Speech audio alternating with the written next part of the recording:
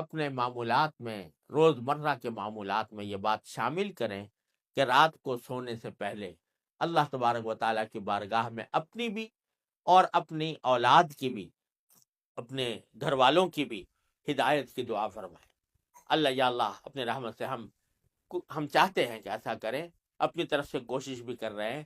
یا اللہ اپنے فضل و کرم سے، اپنے رحمت سے اس کوشش کو کامیاب بنا دیجئے اور ہمارے دلوں کو پھیر دیجئے۔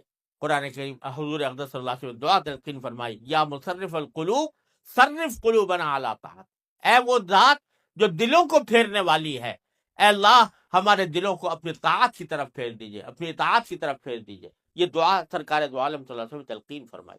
تو یہ دعا ہر روز بندہ مانگے اللہ تبارک و تعالیٰ سے، انشاءاللہ رد نہیں ہوگی، انشاءاللہ ضرور کامیابی ہوگی۔ اپنی طرف سے کوشش جاری رہے اور ساتھ ساتھ اللہ تعالیٰ سے مانگتے رہے، انشاءاللہ یہ کوشش کبھی رائے گاہ نہیں جائے گی، اللہ تبارک و تعالیٰ اس کو ضرور قبول فرمائیں گے۔